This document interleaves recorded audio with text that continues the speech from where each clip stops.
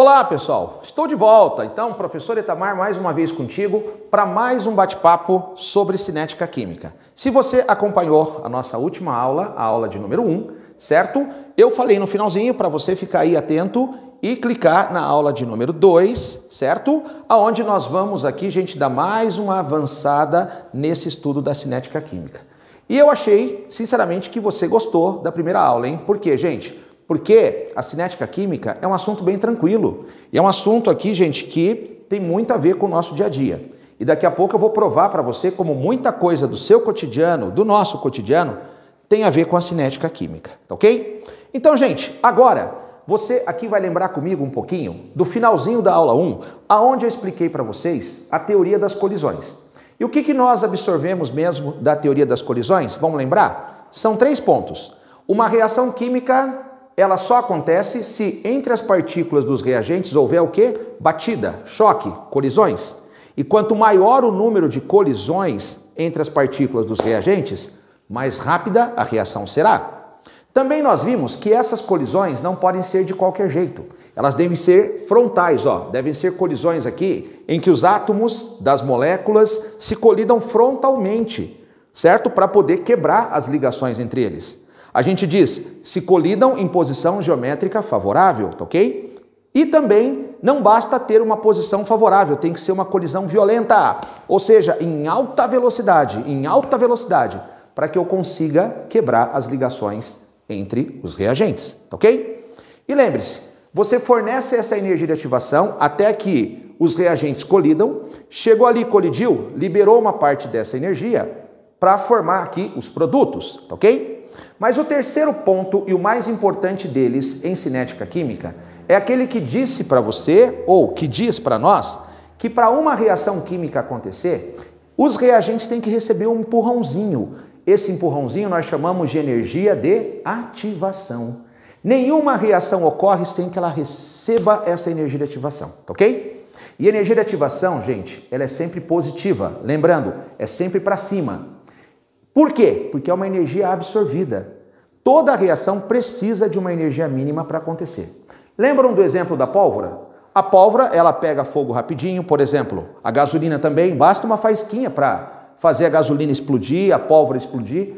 Por quê? Porque são reações rápidas de baixa energia de ativação. Ah, professor, então você está querendo destacar agora aquilo que você disse que é uma das principais verdades da cinética. Sim. Qual é uma das principais verdades da cinética? É que quanto menor for a energia de ativação, mais rápida será a reação. Por que a pólvora queima mais rápido que um pedaço de madeira? Porque ela exige uma energia menor de ativação, um esforço menor. É a lei do menor esforço. Quanto menor o esforço que a gente faz para uma reação química acontecer, mais rápida ela será. Beleza, gente? Depois que nós vimos tudo isso, eu passei para vocês aqui os gráficos de energia de ativação. Só que agora, os gráficos da cinética química também podem ser interpretados como gráficos aqui da termoquímica. É mesmo, prof? Sim. Você aprendeu alguns gráficos de reação endotérmica e exotérmica lá na termoquímica. E os gráficos aqui da cinética química também podem representar reações endotérmicas e exotérmicas. Vamos ver que interessante que é isso? Rapaziada, é o seguinte, a primeira maneira que você aprendeu, ou o primeiro método de cálculo que você aprendeu de ΔH, certo? Vamos lembrar? É aquele que diz que o ΔH é a entalpia dos produtos, HP, menos a entalpia dos reagentes, HR, ok? Então, essa expressão aqui foi o primeiro método que você aprendeu para calcular ΔH. Então vamos imaginar agora uma reação aqui começando com os reagentes, tá ok? Ela vai receber um empurrãozinho até chegar no topo do gráfico, tá ok? Esse empurrãozinho que ela recebe até chegar no topo do gráfico, é o que você aprendeu a chamar de energia de ativação, tá aqui. Agora, chegou aqui no topo do gráfico, que é o complexo ativado, Ca complexo ativado. As moléculas colidiram, então recebeu essa energia, colidiram, liberaram um pouco dessa energia até formar produtos, Então lembre-se, o gráfico aqui cinético representa a energia e o caminho da reação. Só lembrando que essa energia, na maioria das vezes, ela é representada em quilocalorias ou quilojoule, ok? Então essa reação recebeu energia, certo? Chegou aqui no topo do gráfico, bateu aqui, colidiu, né? E daí liberou um pouco dessa energia até chegar nos produtos.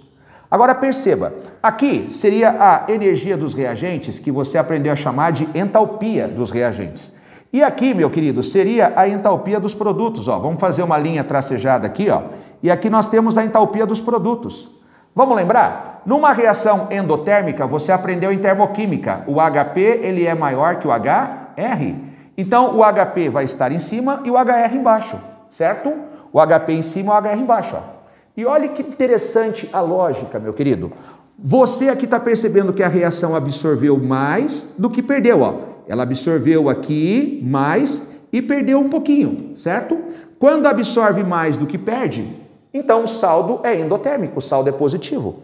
Lembre-se, para que uma reação seja endotérmica, o ΔH, meu querido, ele tem que ser positivo, certo? Ó, a variação de entalpia, ΔH, positiva.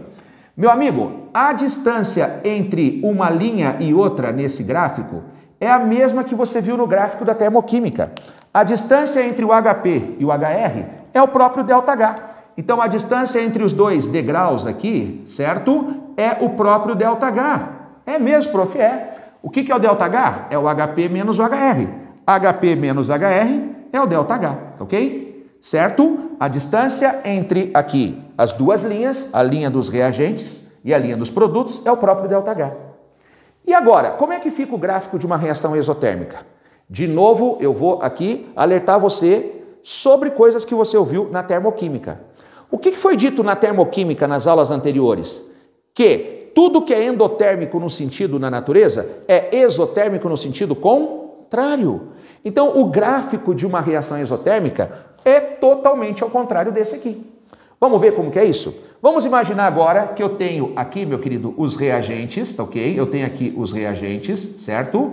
E eles vão ganhar uma energia até chegar no topo do gráfico.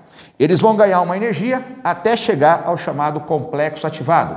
Complexo ativado, vamos lembrar, é o estágio de maior energia, aonde aqui, galera, as moléculas vão colidir, certo? Então, a energia que vai dos reagentes até o topo do gráfico, nós chamamos isso de energia de ativação, ok?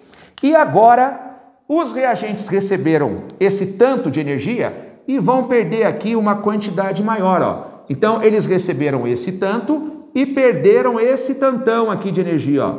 Então, nesta reação, o que a gente percebe? Que houve uma perda maior do que um ganho, ok? Então, ó, ganhou esse tanto de energia, que é a energia de ativação, e perdeu mais. Então, agora o saldo é negativo, a reação perdeu mais energia. E quando eu digo saldo é negativo, querido, eu estou dizendo o ΔH, que é a quantidade de energia, vai ser aqui negativo. Então, deixa eu só aqui, gente, alinhar um pouco melhor isso, né? Então, ó, o saldo agora é negativo, isso quer dizer, o ΔH vai ser negativo. Vamos lembrar agora? Para uma reação ser exotérmica, o HR tem que ser maior que o HP. Lembra disso? Ó? O HR tem que ser maior que o HP. Tudo bem? Gente, então, ó, HR em cima, HP embaixo.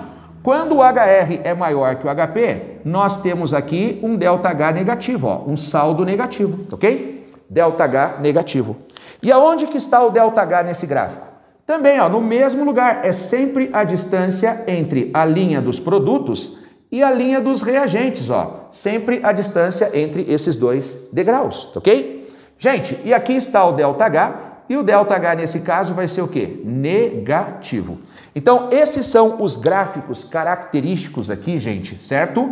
Esses são os gráficos característicos de reação endotérmica e exotérmica, usando aqui os gráficos da cinética, né? Ok? Então, os gráficos da cinética também revelam quando uma reação é endo e exotérmica, tá ok?